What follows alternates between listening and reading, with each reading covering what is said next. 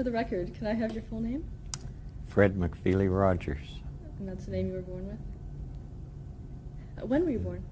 I was born March 20th, 1928 in Latrobe, Pennsylvania, at my grandparents' house. My mother's name was Nancy McFeely Rogers, and my dad's name was James Hillis Rogers. And I was my mother was the only child left in her family, and so I was the only grandchild. So I was named for my grandfather, whose name was Fred McFeely. And we have a speedy delivery person on our neighborhood called Mr. McFeely. And he's pretty much named after my grandfather. Were you close to him? Very close. Yes, he's the kind of person who would say to you, "You've made this day a special day. You know, I'm glad you're here." And it's wonderful for me to be able to pass that kind of thing on to others. Where do you think he got that from? I mean, where did he get that? He grew up in Pittsburgh and part of a fairly large family. And I didn't know my great-grandparents on that side, but they must have been very nurturing people. Did you grow up in Latrobe? I grew up in Latrobe. As a matter of fact, there's a very famous golfer in Latrobe by the name of Arnie Palmer, and his father, Deke Palmer, taught us both how to play golf. And I always say one of us did a lot more with it than the other. Tell me about your father. What did he do? My father started out working in a brick company that my grandfather, McFeely, had started. It was called the McFeely Brick Company. And they made bricks for the lining of steel furnaces, silica brick. And as time went on, I mean, Dad started out as a laborer, and as time went on, he finally bought the company. He was a wonderful man, just beloved by the town. And my mother was too.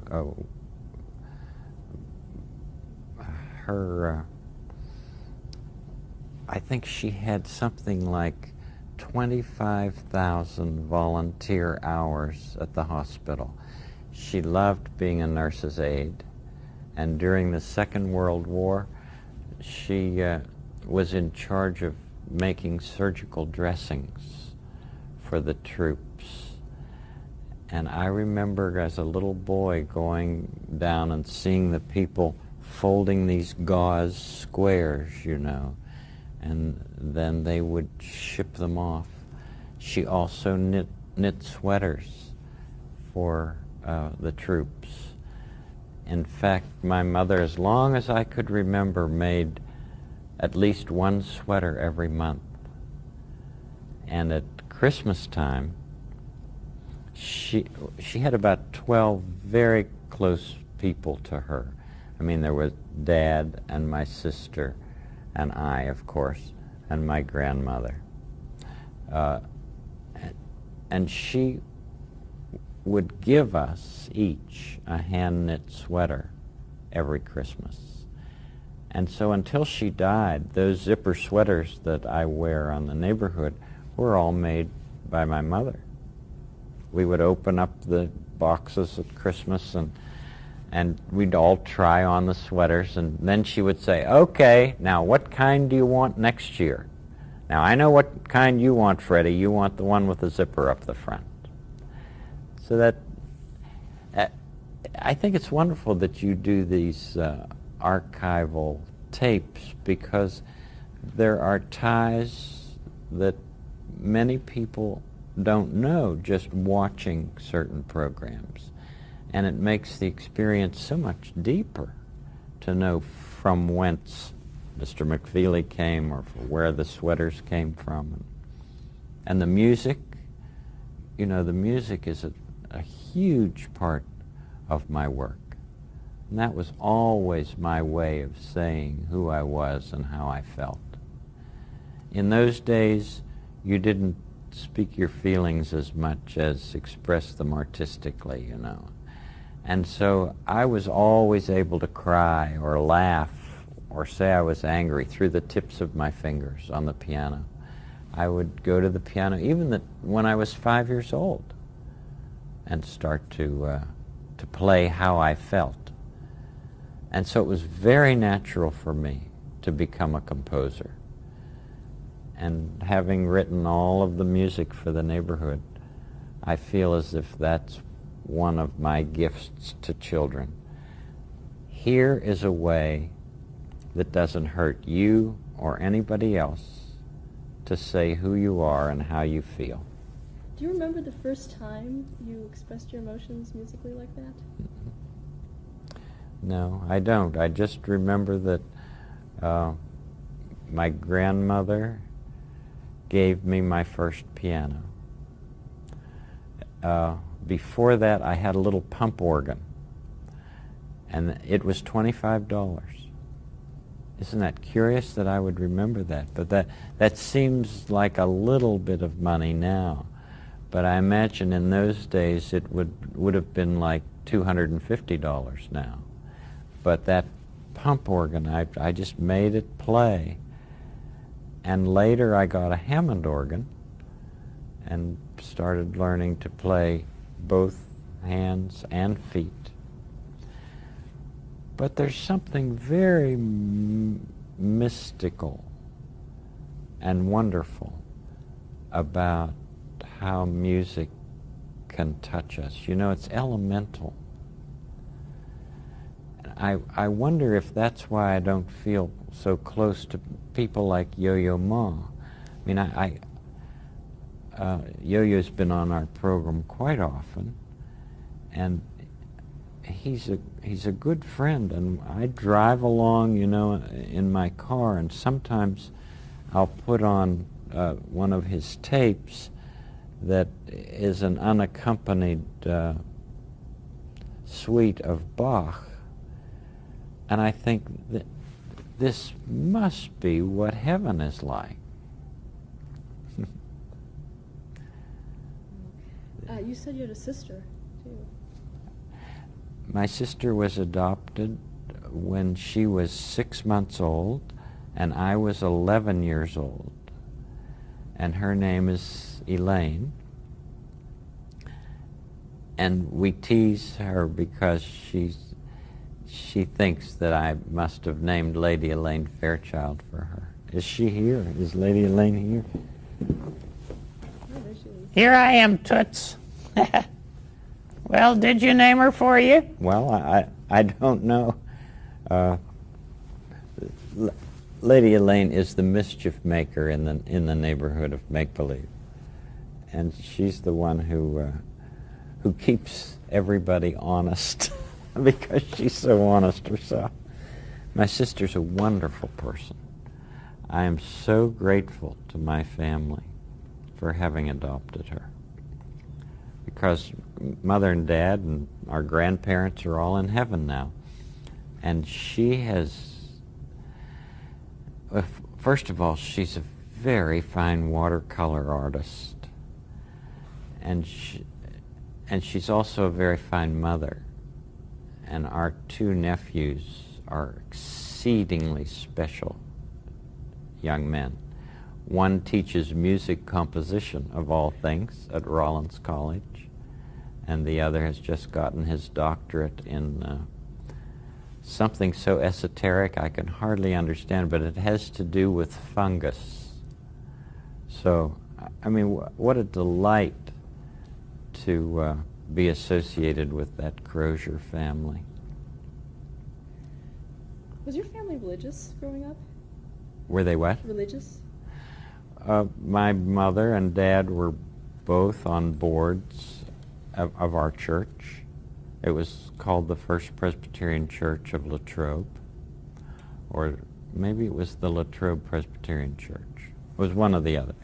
At any rate, I remember early on being very, very taken with the kinds of things that the ministers were talking about.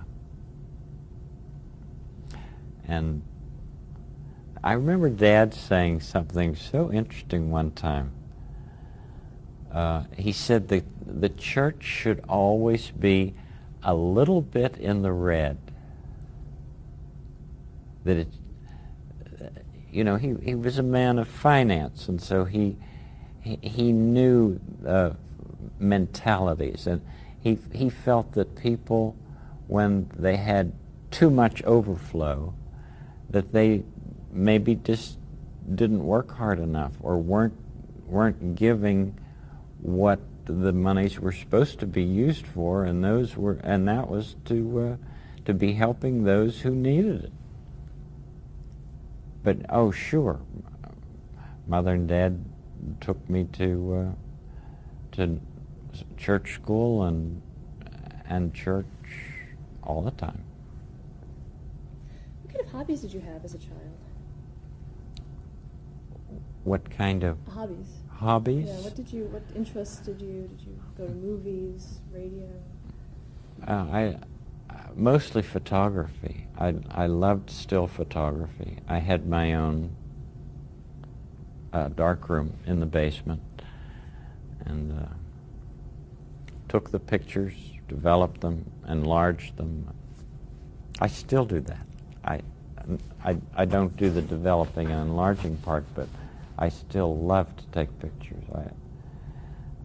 I took pictures at your the latest event out in California at your place, at the Academy there. Yeah.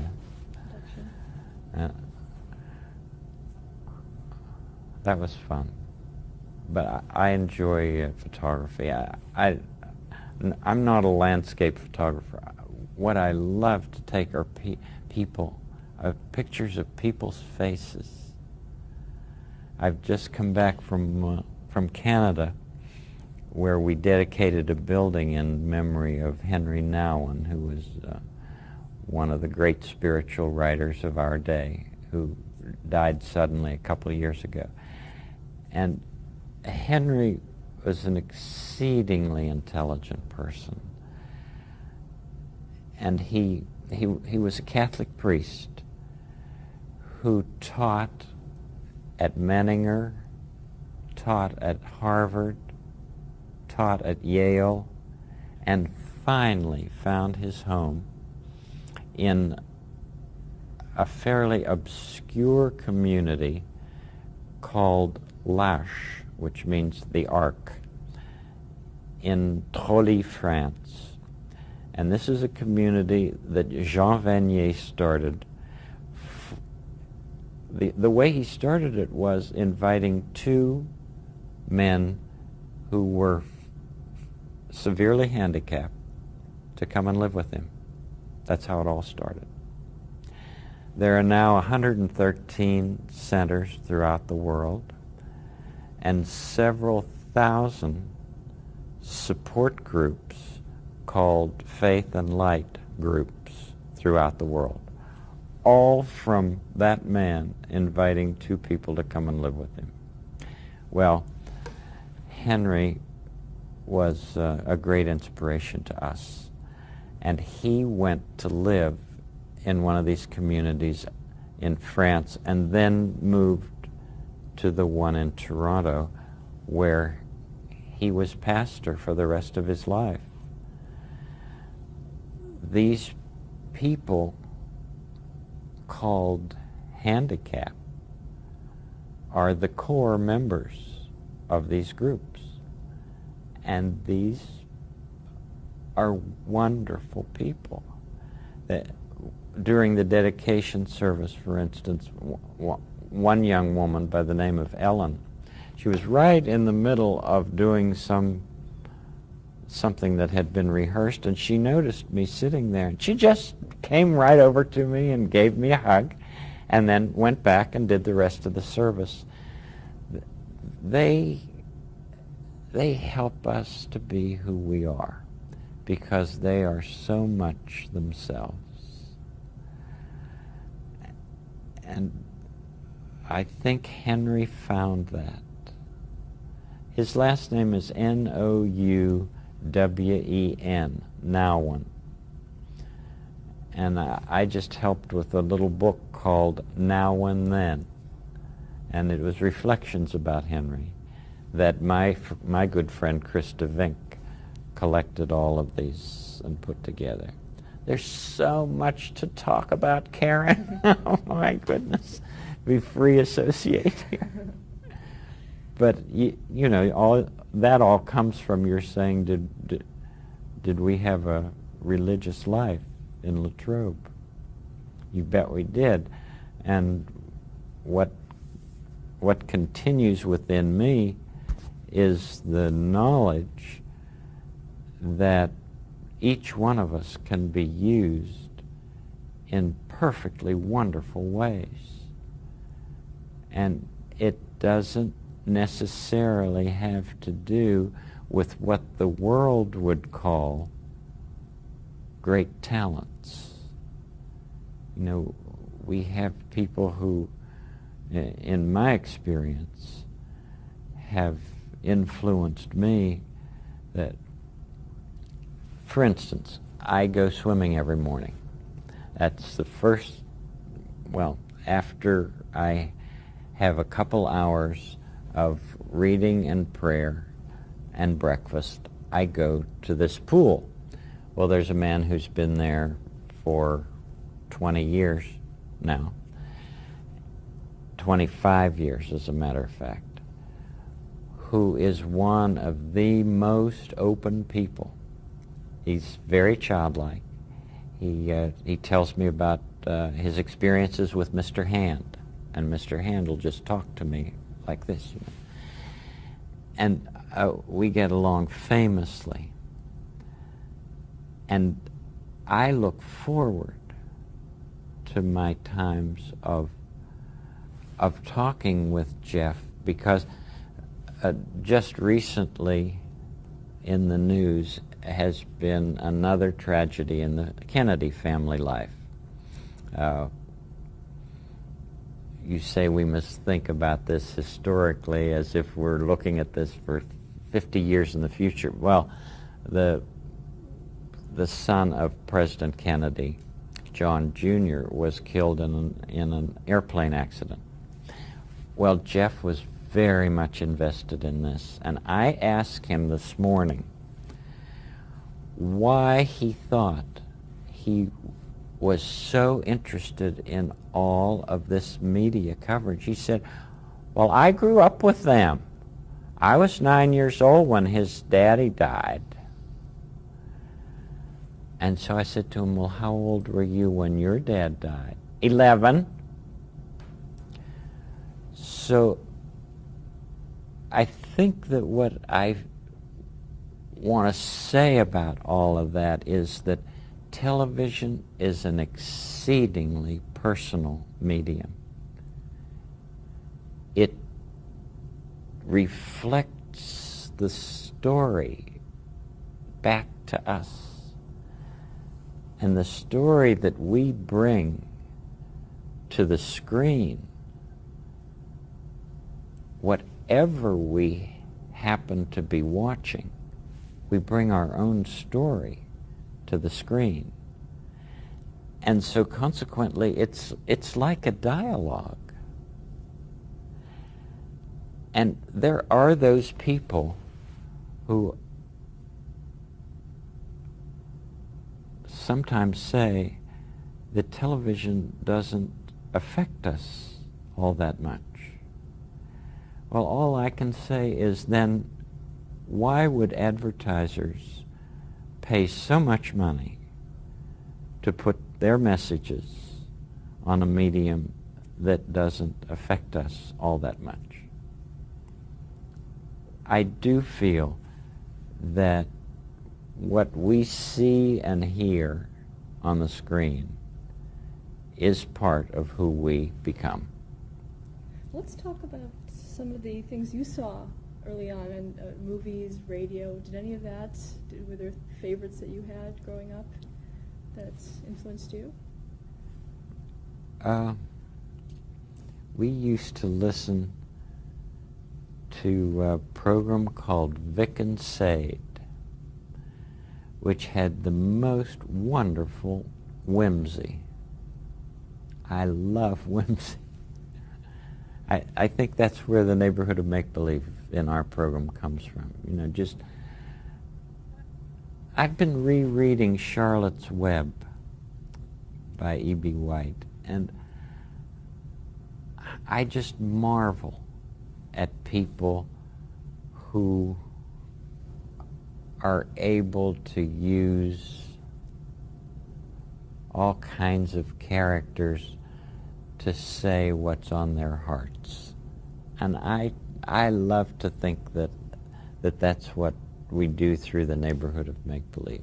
I sit and write scripts, and sometimes the words come so fast of these characters who are talking, you know, that it's as if it's being dictated from someplace else. Now, how did I get off onto that? What did you say to me? Oh, we were talking about Vic and Sade and whimsy. Oh, Vic and Sade, yeah. Did you ever hear any of Vic and Sade? Do you remember Uncle Fletcher? Uncle Fletcher lived at the Ohio Home for the Bald. I love that. It's funny, another reference said it was Ohio Home for the Bland. The Bland? The Ohio Home for the Bland. Did you have more than one? I don't know. Well, maybe I heard it wrong. Oh, please look that up. At any rate, I thought, whether it's the Ohio Home for the Bland or the Bald, it's very funny. Okay, and growing up, tell me a little about your high school years. What did you want to be? Did you have any plans for the future growing up? Yeah, well, I was all set to go to the seminary to become a minister, and had been accepted. I don't know that that's high school, though. No, I guess that's college. My high school, I was the editor of the yearbook, and wrote a great deal for the newspaper, the school newspaper. I was president of the student council in high school. But that didn't happen right off the bat. I was very, very shy when I was in grade school. And when I got to high school, I was scared to death to go to school every day. I was afraid I was going to fail. But it just so happened that in our class, there was this big man on campus by the name of Jim Stumbaugh, who was on every team, the basketball team, the football team, all the teams. He was in my class, and he got hurt at a football practice, something with his kidney. And I was told to take his homework to him to the hospital. And so I went to the hospital, and he told me years later, he said, I couldn't imagine why Fred Rogers was bringing me my homework. At any rate, we started to talk. And I could see what substance there was in this jock, you know. And evidently he could see what substance there was in this shy kid. So when he got out of the hospital and went back to the school, he said to people, you know, that Rogers kid's okay. That made all the difference in the world for me. Just somebody saying to the others that Rogers kid's okay. It was after that that I started writing for the newspaper, got to be president of the student council. You know, what a difference one person can make in the life of another.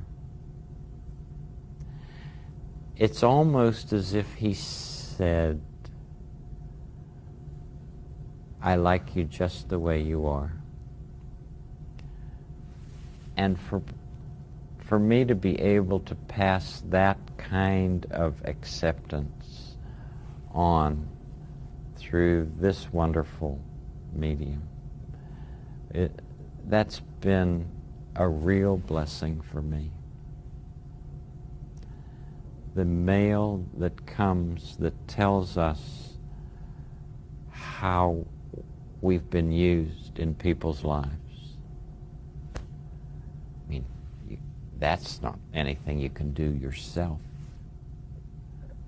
You know, the Holy Spirit informs and sends out our simple messages. And I just had a letter the other day.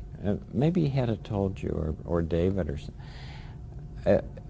It came through the internet. It was from this woman who said, 14 years ago, I had a baby who was 16 months old. And I had that baby in the back seat of the car. And I was in such a terrible depression. I didn't even know that I had put him back there. And she said, I was driving along and I saw this truck coming and I thought, I'm just going to end it all. I'm just going to go straight into the truck. And because she was desperate. And she said, I started turning to the left, and all of a sudden, I heard this little voice singing, it's a beautiful day in the snow. And she said, I veered my car to the right, and I thought of life and love, and I got some help psychologically, and now it's 14 years later, and I just need to thank you. Well, you know, to hear that your work can be used in such wonderful ways is, as I say, a great blessing. Let's go back a little bit. What high school did you graduate from? Latrobe High School, and the was a terrible song that we sang. The class of 46 is leaving you today. We've had a lot of jolly fun, and now we want to say, we'll always try to make you proud. We'll always sing your praises loud. So as we bid you all goodbye, thanks forever, dear Latrobe High. Did you have any hand in writing that? No, ma'am. Okay, let's stop this.